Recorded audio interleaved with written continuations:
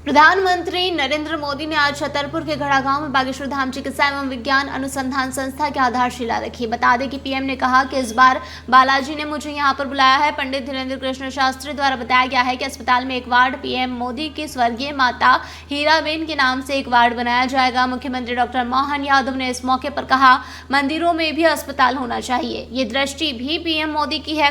बता दें कि प्रधानमंत्री नरेंद्र मोदी ने सबसे पहले बागेश्वर धाम पहुंचकर भगवान बालाजी के दर्शन किए। पीएम ने कहा, बहुत ही कम दिनों में मुझे दूसरी बार वीरों की इस धरती बुंदेलखंड आने का सौभाग्य मिला है और इस बार तो बालाजी का बुलावा आया है। यह हनुमान जी की कृपा है कि आस्था का ये केंद्र अब आरोग्य का भी केंद्र बनने जा रहा है। अभी मैंने यहाँ श्री बागेश्वर धाम चिकित्सा एवं विज्ञान अनुसंधान संस्था का भूमि पूजन किया है। यह संस्था 10 एकड़ में बनेगा। पहले चरण में ही इसमें 100 बेड की सुविधा तैयार होगी। मैं इस पुनीत कार्य के लिए धीरेन्द्र शास्त्री का अभिनंदन करता हूं और बुंदेलखंड के लोगों को बहुत बहुत बधाई देता हूं। पीएम नरेंद्र मोदी ने इस मौके पर बागेश्वर धाम के पीठाधीश पंडित धीरेन्द्र कृष्ण शास्त्री को अपना छोटा भाई बताया। उन्होंने कहा, इस माहौल में मेरे छोटे भाई धीरेन्द्र शास्त्री जी काफी समय से देश में एकता के मंत्र को लेकर लोगों को जागरूक करते आ रहे हैं। बता दें कि अब उन्होंने समाज और मानवता के हित में एक और संकल्प लिया है। इस कैंसर संस्था के निर्माण की ठानी है, यानी अब यहाँ बागेश्वर धाम में भजन, भोजन और निरोगी जीवन तीनों का आशीर्वाद मिलेगा।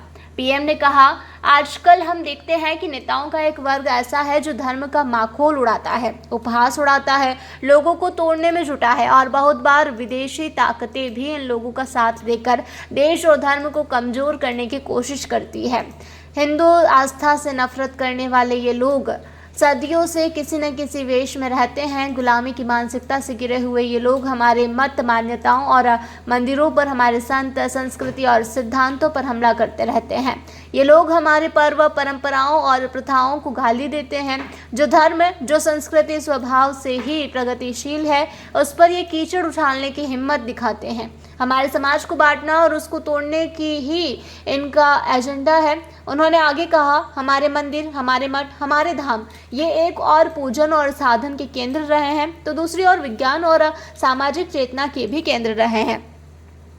हमारे ऋषियों ने ही हमें आयुर्वेद का विज्ञान दिया, हमारे ऋषियों ने ही हमें योग का विज्ञान दिया, जिसका परचम आज पूरी दुनिया में लहरा रहा है। पीएम मोदी बोले, आजकल हम देख रहे हैं महाकुंभ की हर तरफ चर्चा हो रही है। महाकुंभ अब पूर्णता की ओर है। अब तक करोड़ों लोग वहां पहुंच चुके हैं। करोड़ों लोगों ने आस्था की डुबकी लगाई है, संतों के दर्शन किए। अगर इस महाकुंभ की तरफ नजर करें तो सहज भाव उठ जाता है। ये एकता का महाकुंभ है। एकता के इस महाकुंभ से आए हुए हर यात्री यह कह रहा है कि इस बार एकता के महाकुंभ में पुलिस कर्मियों ने जो काम किया है, एक साधक की तरह, एक सेवाव्रत की तरह, पूरी नम्रता के साथ, एक एकता के महाकुंभ में जिन पुलिस कर्मियों ने देश का दिल जीत लिया है, वो भी बधाई के पात्र हैं। Bureau report, voice of MP, Chhatarpur. Sharma ji, अच्छा हुआ अभी यहीं मिल गए। ये लीजिए, मुंह मीठा कीजिए। अरे ईशान, ये मिठाई किस खुशी में? शर्मा जी, मैंने नई कार ली है। अरे वाह, बहुत बधाई ईशान बेटा। लोन से ली होगी। क्या बात है ईशान भैया, नया घर भी बना लिया, नई गाड़ी भी ले ली, कहीं लॉटरी वॉटरी तो नहीं लगी है? हाँ भाई, कोई लॉटरी लगी है क्या? अरे नहीं, ये तो बाप जी ऐसे ब्लॉक्स का कमाल है। बापजी ब्लॉक्स? वो कैसे? वो ऐसे क्योंकि मैंने अपना घर बनाने में लाल ईंटों की बजाय बाप जी ऐसी ब्लॉक्स का इस्तेमाल किया, जो लाल ईंटों की बजाय ज्यादा मजबूत, टिकाऊ और सस्ता होता है। इसमें ना प्लास्टर और सीमेंट की जरूरत होती है, ना ही तराई करने की झंझट।